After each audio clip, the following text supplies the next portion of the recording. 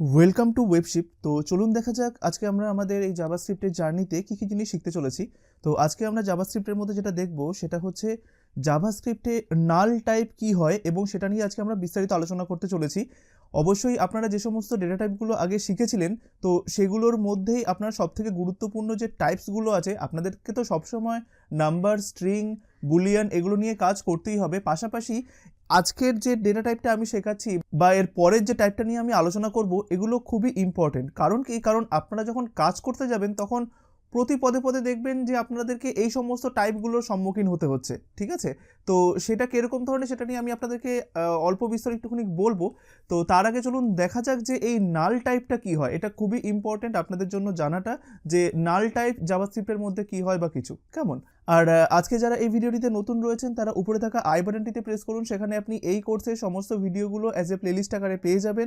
পাশাপাশি আপনি নিচের ডেসক্রিপশন বক্সেও ক্লিক করতে পারেন, সেখানেও আপনি প্লেলিস্টের লিঙ্কটি পেয়ে যাবেন। আর অবশ্যই ভিডিওটিকে একদম শুরু থেকে শেষ পর্যন্ত খুব মনোযোগ সহকারে দেখবেন, একদম স্কিপ করবেন না, কারণ স্কিপ করলে আপনি অনেক কিছু মিস করে যাবেন যেটা আপনার পরবর্তীকালে অনেক প্রবলেম ক্রিয়েট করবে। তাই অবশ্যই খুব মনোযোগ সহকারে একবারে শুরু থেকে শেষ পর্যন্ত ভিডিওটিকে দেখে যাবেন।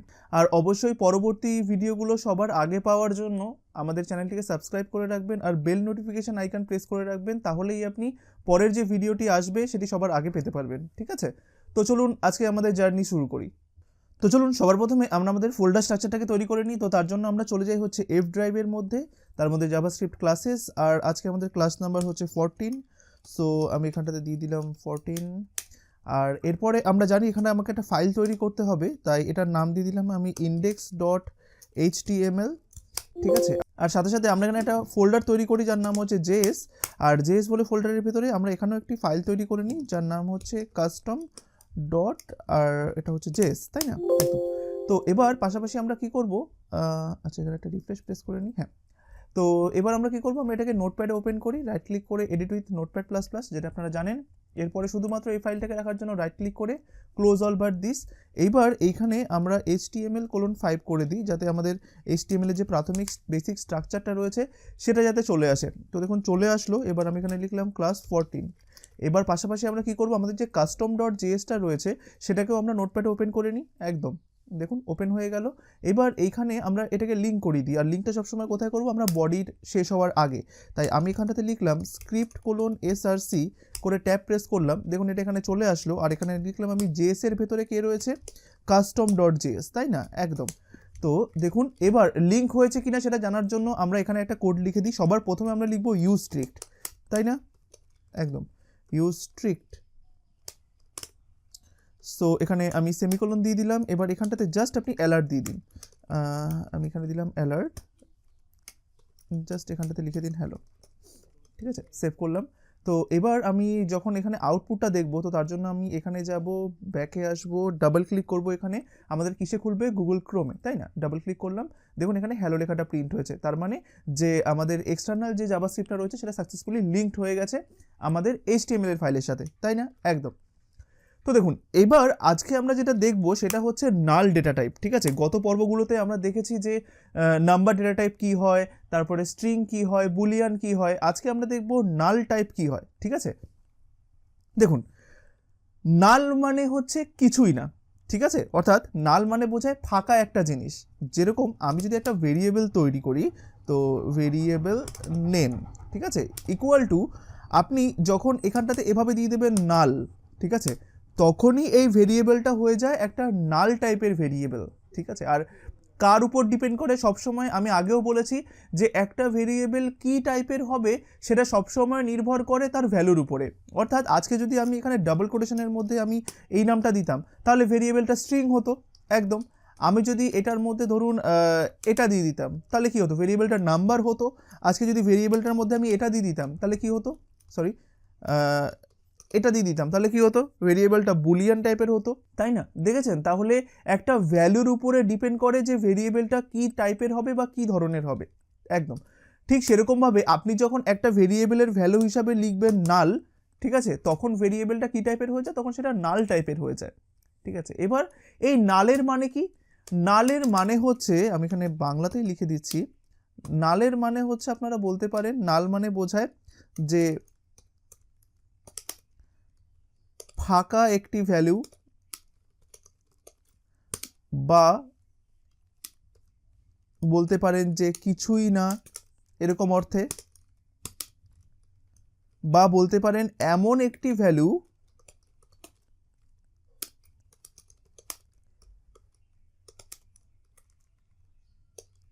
যেটি আমার জানা নেই। ঠিক আছে, তো এই সমস্ত অর্থে এই নাল ভ্যালুটা ব্যবহার করা হয়। ঠিক আছে, নাল মানে বোঝায় যে কিছুই না, আবার নাল মানে বোঝায় যে ফাঁকা একটি ভ্যালু, মানে কোনো ভ্যালুই নেই এখানে। আবার নাল মানে বোঝায় যে এমন একটি ভ্যালু যেটি আমার জানা নেই। অর্থাৎ স্বাভাবিক, দেখুন আপনার কাছে যদি এখন একটা 100 থাকতো, সেই ভ্যালুটা আপনার জানা রয়েছে, আপনার নাম সেটাও আপনার জানা, কিন্তু মাঝে মাঝে যদি আপনার এমন একটি সিচুয়েশন আসে যেখানে আপনার ভ্যালুটাই জানা নেই, যেখানে কী ধরনের ভ্যালু হবে, সেই অর্থে আপনি এখানে নাল বসিয়ে দিতে পারেন। ঠিক আছে, তো দেখবেন বেশিরভাগ ক্ষেত্রে, বেশিরভাগ কোডিংয়ের ক্ষেত্রে অনেকে দেখবেন যখন একটি ভেরিয়েবল তৈরি করে তারা এরকম নাল দিয়ে রাখে। কেন নাল দিয়ে রাখে? অর্থাৎ এই মুহূর্তে তার ভ্যালুটা অজানা, কারণ উনি জানেন না যে এখন এই নেমের মধ্যে কি বসতে চলেছে, এই নেমের মধ্যে কোন ভ্যালুটা বসবে। এই নেমের মধ্যে ধরুন আমি এখানে একটা ফর্ম তৈরি করলাম, জাস্ট আপনাদের এখানে দেখিয়ে দিই। মনে করুন একটা ফর্ম তৈরি করলাম, ফর্মের ভেতরে মনে করুন একটা ইনপুট, এখানে ধরুন একটা লেবেল রয়েছে, একটু লেবেল, সো আর ঠিক নিচে রয়েছে ইনপুট কোলন টেক্সট, এটা দিয়ে দিলাম। তো আমি এখানে ফরের মধ্যে দিয়ে দিলাম যে হচ্ছে ধরুন ফার্স্ট হাইফেন নেম। ঠিক আছে, আর যেটা আপনার ফরে থাকে সেটা আইডিতে থাকে। এটা আমরা ওয়েব গ্রাউন্ডের যে আমাদের ওয়েব ডিজাইনিংয়ের যে প্লেলিস্ট রয়েছে সেখানে যখন আপনারা যখন ফর্ম জিনিসটা শিখবেন সেখানে খুব বিস্তারিত আমি বলে দিয়েছি। আর এখানেও আপনারা ফার্স্ট নেমটাকে দিয়ে রাখতে পারেন, কোনো সমস্যা নেই। ঠিক আছে, আর এই লেভেল শুরু আর শেষের মাঝখানে আপনি এখানে দিয়ে দিন, যাতে ইউজার বুঝতে পারেন যে এই ফিল্ডটা কী জন্য দেওয়া হয়েছে, তার জন্য এখানে ফার্স্ট নেম দিয়ে দিলাম। ঠিক আছে, একদম। সো আর এইখানটাতে আমি একটা বিআর দিয়ে দিই, আর ঠিক তারপরে আমি এখানটাতে একটা সাবমিট বাটন দিয়ে দিই, বা হ্যাঁ ইনপুট কোলন সাবমিট। ঠিক আছে, ভ্যালু ইকুয়াল টু আপনি সাবমিট দিয়ে দিলেন, সেভ করলাম। আচ্ছা, এখানেও আমরা এটাকে সেভ করি। এবার আমরা একটু ব্রাউজারে আসি, এখানে এসে রিফ্রেশে প্রেস করব, দেখবো একটা ফর্ম চলে এসেছে আমাদের কাছে, তাই না? একটা ফার্স্ট নেম চাইছে, এখানে ফার্স্ট নেম দিয়ে সাবমিটে ক্লিক করতে হবে আমাকে, একদম। সো এবার দেখুন এখানটাতে আপনি দেখুন এই যে নেমটা, অর্থাৎ ইউজার যেটা দেবে, ইউজার তো এখানে একটা নাম দেবে, যেই মুহূর্তে সাবমিটে ক্লিক করবে তখন আপনি চাইছেন যে ও যে ভ্যালুটা দেবে এখানে, অর্থাৎ ও যে ফর্মের মধ্যে ভ্যালুটা দেবে, যেই মুহূর্তে ও সাবমিটে ক্লিক করবে সেই মুহূর্তে এইটার মধ্যেও যেই ভ্যালুটা দেবে সেটাকে আপনি কার মধ্যে স্টোর করতে চাইছেন? এই নেমের মধ্যে। ঠিক আছে, তাহলে দেখুন প্রাথমিকভাবে একবারে শুরুতেই কি আপনি জানেন যে এই নেমের মধ্যে কী ভ্যালু আসতে চলেছে? না, জানেন না, কিন্তু এই কারণে আপনি এখানে কি করলেন, নেম ইকুয়াল টু নাল করে দিলেন, যে আমার এখন নেমের ভ্যালুটা জানা নেই, তাই আমি নেমের মধ্যে প্রাথমিক ভ্যালু কি রেখে দিলাম? নাল। ঠিক আছে, এর পরবর্তীকালে নেমের মধ্যে ভ্যালুটা সেট হবে কোথা থেকে? এখানে কিন্তু আবার লেট নেম দিয়ে দেবেন, এখানে তখন হবে শুধু নেম, যে নেম ইকুয়াল টু, এখানটাতে আমি জাস্ট লিখে দিচ্ছি, এটা কিন্তু কোনো জাভাস্ক্রিপ্টের কোড নয়, এখানটাতে আমি লিখে দিলাম ইউজার ফর্মে যে ভ্যালুটা দিয়েছেন সেটা। ঠিক আছে, এই পুরো জিনিসটা এখন আমরা হাতে লিখলাম, পরবর্তীকালে এটা খুবই ইন্টারেস্টিং ব্যাপার হবে যখন আমরা একটা ইউজার কি ভ্যালু দিয়েছে এই ইনপুট ফিল্ডটার মধ্যে, এই যে এই ইনপুট ফিল্ডটার মধ্যে, সেটা আমরা জাভাস্ক্রিপ্টের মাধ্যমেই পুরোপুরিভাবে নিয়ে এসে এখানে এই নেম বলে ভেরিয়েবলটাকে অ্যাসাইন করে দেবো, বা নেম বলে ভেরিয়েবলটার মধ্যে স্টোর রাখবো। ঠিক আছে, তাহলে দেখুন প্রাথমিকভাবে আমরা নেমের মধ্যে নাল ভ্যালুটাকে দিয়ে রেখেছিলাম, এই কারণে নেমটা নাল টাইপের। কারণ কি? কারণ আমি তো জানি না যে নেমের মধ্যে কি ভ্যালু আসতে চলেছে। নেমের মধ্যে কি ভ্যালু আসতে চলেছে এটা ডিপেন্ড করছে কার উপরে, আমার উপরে না ইউজারের উপরে? ইউজারের উপরে।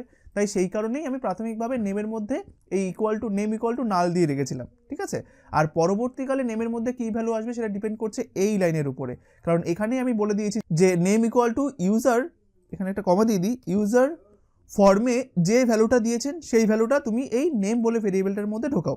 ঠিক আছে, এইটা হচ্ছে মেন জিনিস, একদম।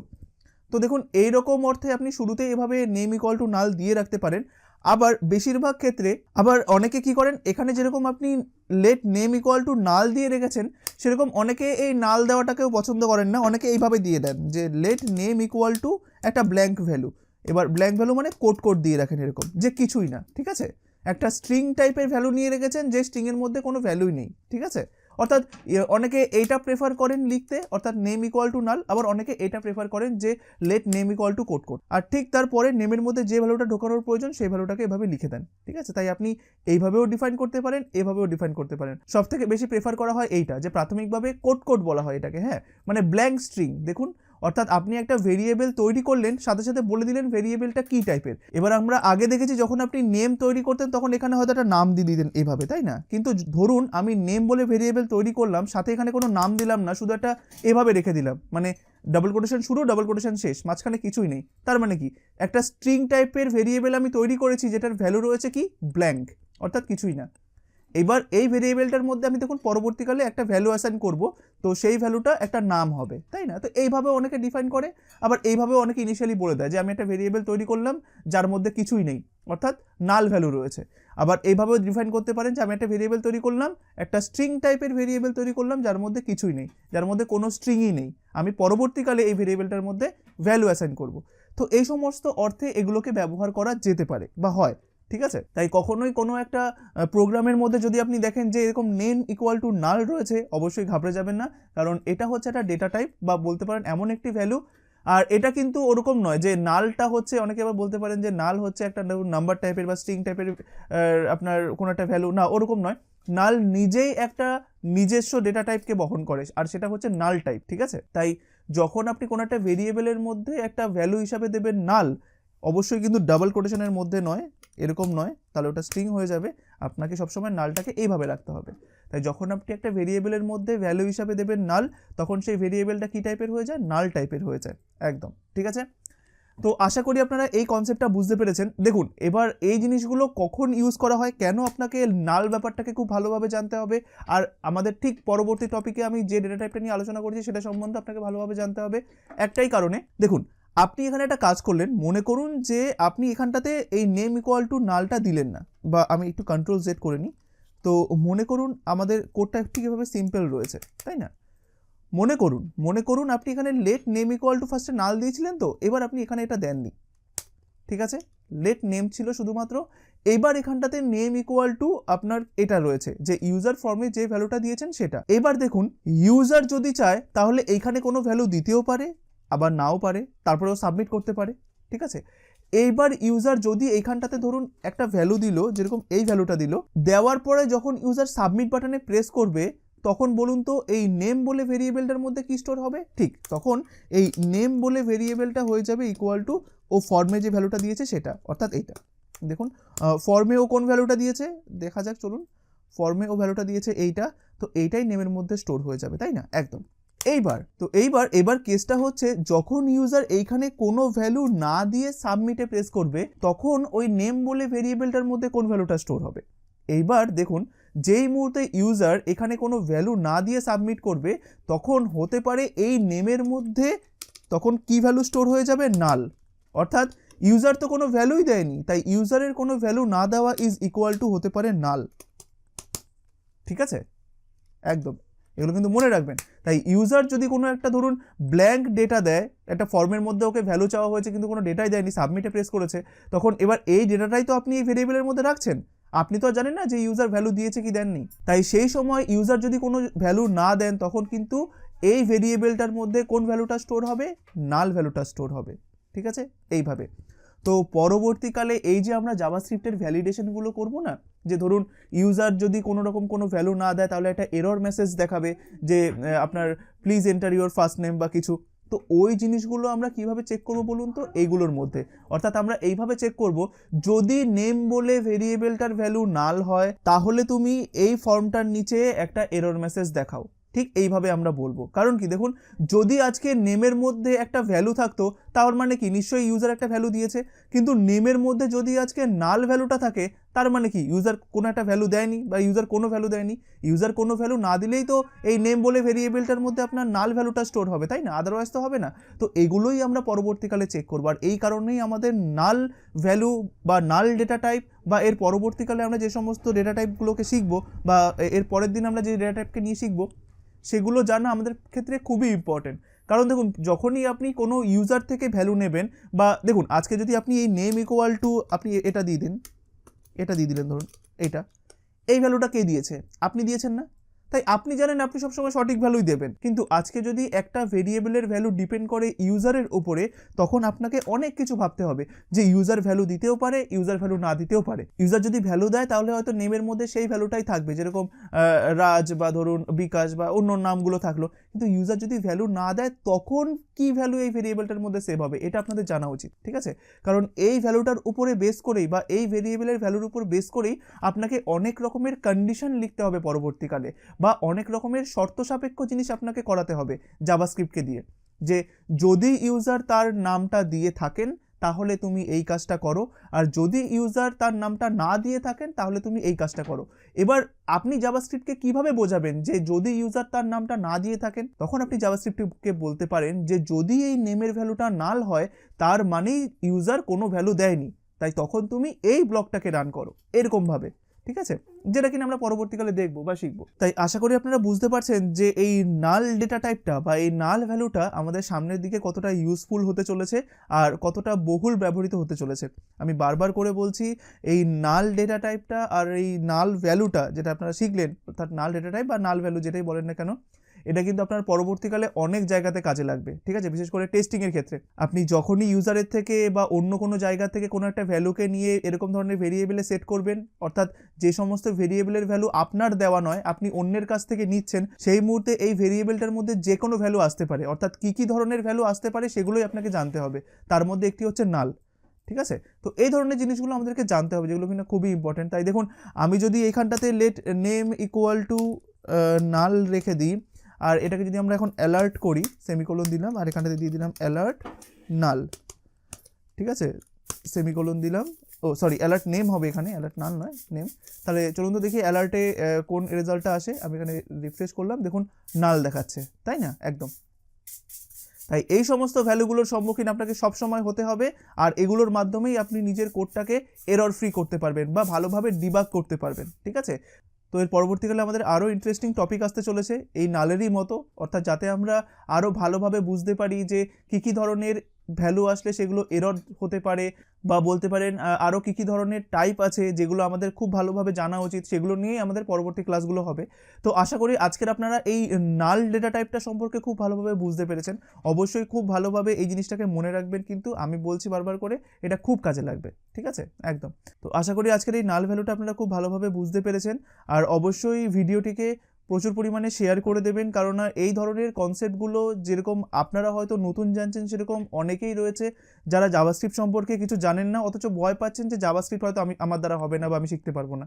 তাই আমি চাইছি এই ভিডিওগুলো বা এই প্লেলিস্টটিকে বা এই টিউটোরিয়ালগুলোকে আপনারা তাদের কাছে শেয়ার করে দিন। আপনারা আপনাদের নিজস্ব ফেসবুক টাইমলাইনে এই ভিডিওগুলোকে শেয়ার করে দিন, বা বিভিন্ন রকমের যে ওয়েব ডিজাইন অ্যান্ড ডেভেলপমেন্টের যে গ্রুপ রয়েছে সেগুলোতে শেয়ার করে দিন, যাতে সবাই এই জাভাস্ক্রিপ্ট শেখার সুযোগটা পেতে পারেন, ঠিক আছে? আর অবশ্যই ভিডিওটি ভালো লেগে থাকলে নিচে কমেন্ট করবেন ভিডিওর নিচে যে ভিডিওটি আপনাদের আজকে কেমন লাগলো। আশা করি আজকের এই ভিডিওটি আপনাদের খুবই ভালো লেগেছে। ভালো থাকবেন, ধন্যবাদ।